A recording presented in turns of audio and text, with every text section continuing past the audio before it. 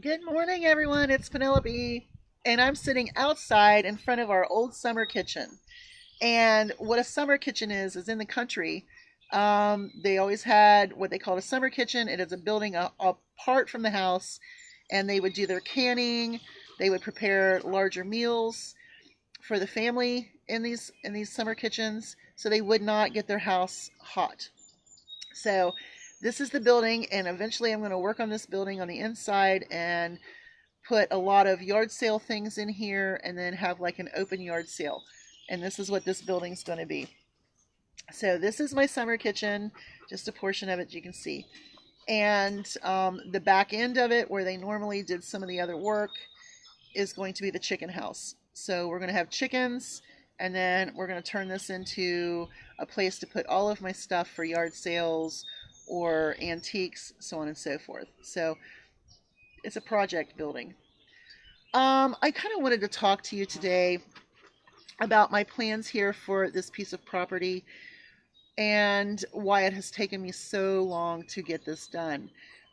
This week I'll be working on getting my plants planted um, and working on my chicken coop. So that is my goal for this week. By the end of this month, I'm hoping to have a few older chickens. I'm not going to get baby chickens this year. We're going to get a couple older chickens and see how it goes. You know, what predators am I going to have to worry with? How is the fencing? How is everything going to work? And then by next spring, I will get baby chickens. I will only have, I think, tops 4 to 6 hens. I don't want a rooster. We're not trying to produce babies.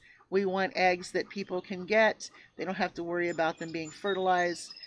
And as this grows and I get more chickens and do another pen somewhere else, then I will probably start learning how to dehydrate eggs in order to make powdered eggs.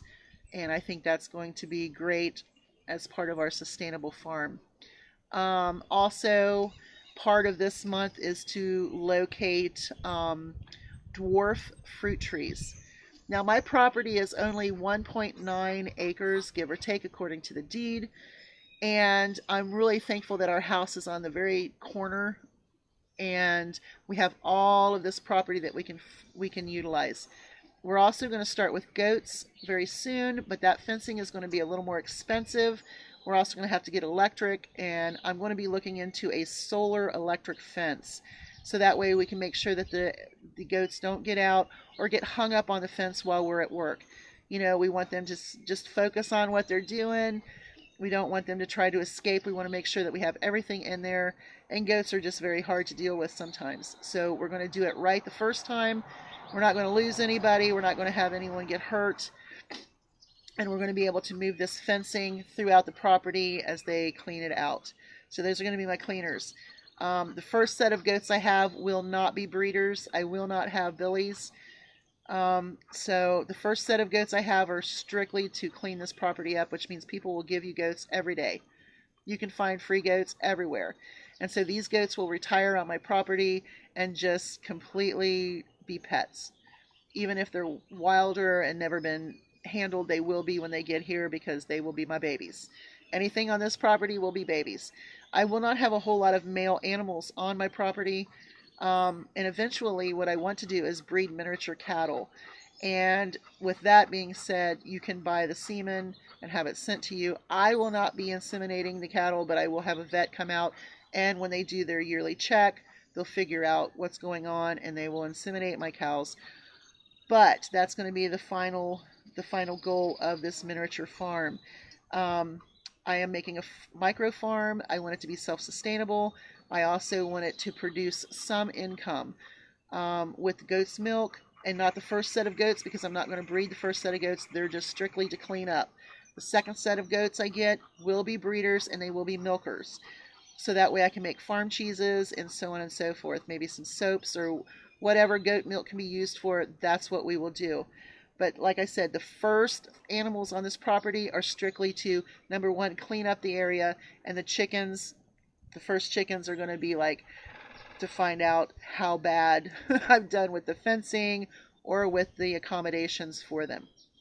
So Something I wanted to talk about is living with an alcoholic. This should have been done years ago.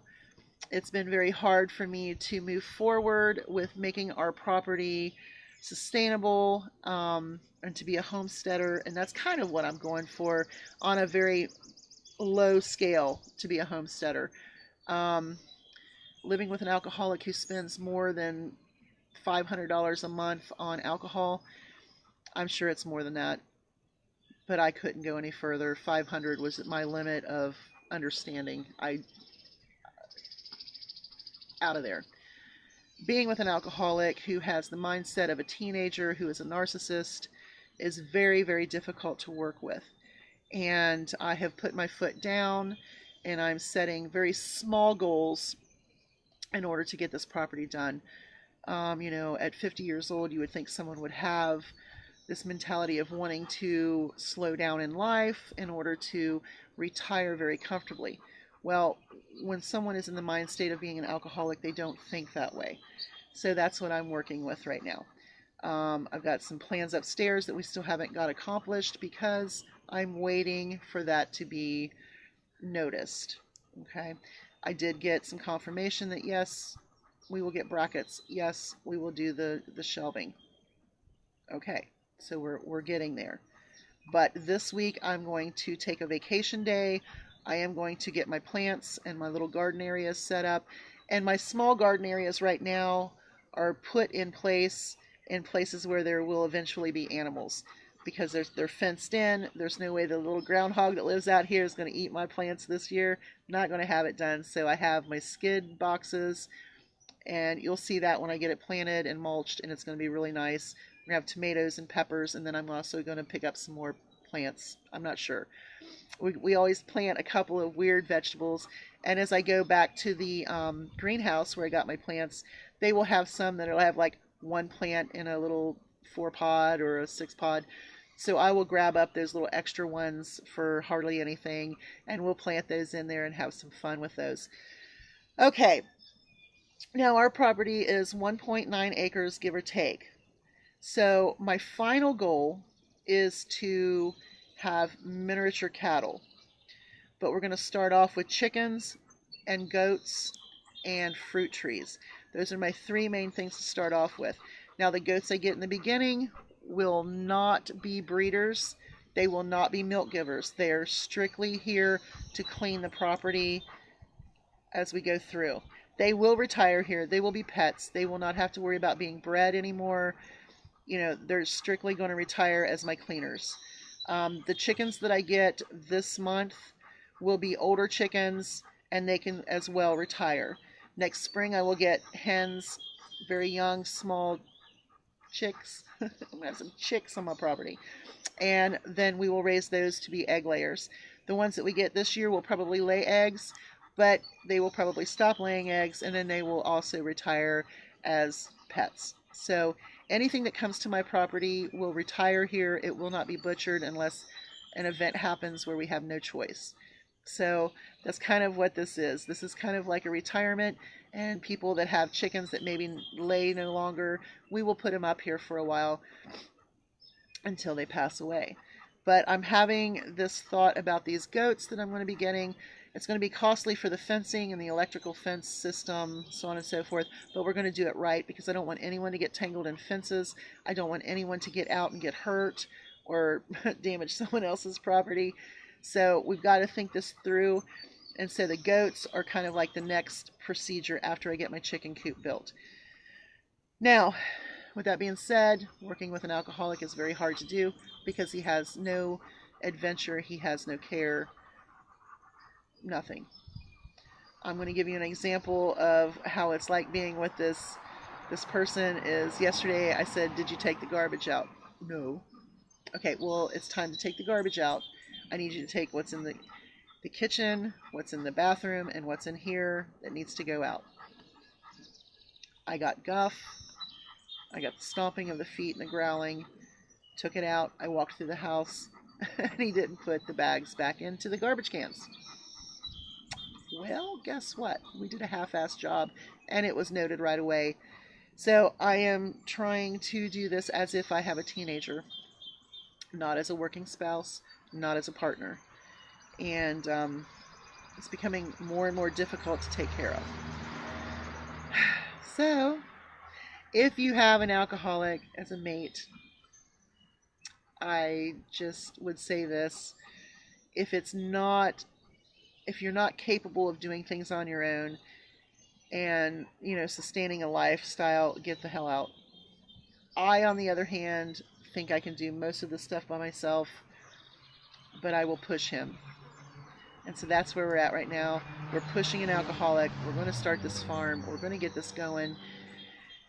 And, it's just too bad. So today is just an introduction of kind of what we're doing here on this property. And I love this property. I don't want to leave this property again. I left for 4 years. I came back and it was in such a disarray. It's hard to get it going again. So this is what we're doing. We're making a little micro farm, and I want a place where my grandchildren can come and play with animals and get pooped out and just really learn about animals and how to do this and how to do that. And like I said, at the end of our goal is to raise miniature cattle, like maybe have three and have them artificially inseminated and then sell off the calves. And I will use the milk to make cheeses and so on and so forth. So it is what it is, and I'm in for a major ordeal, because doing what I'm doing and dealing with whom I'm dealing is very, very difficult. It's very difficult. And spending $500 and over on alcohol a month is an absolute disgrace. It's a disgrace. So, here we go. And I'm gonna go on in the house and get everybody motivated for work. Yeah. I'll see you tomorrow or the next day, whichever day I decide to take off. I'm going to kind of look at the weather and see which one is the coolest. And that's the day I'm going to stay home and plan my garden. So let's see if I can I can introduce my dog. Let's see here. I don't know if I can do that. Where's she at? I don't know. I can't see. Are you down there? I don't know. Let me see if I can flip this. I don't think I can flip it without turning it off. Let's see here. Is that you? Is that you? Cleo, say hi. Do you speak? I really don't know if you saw her or not. But anyway, I will see you one day this week when I get my plants done, and we'll take a look at this chicken coop that I'm going to work on. So y'all have a great day, and one day at a time, right? Bye, everybody.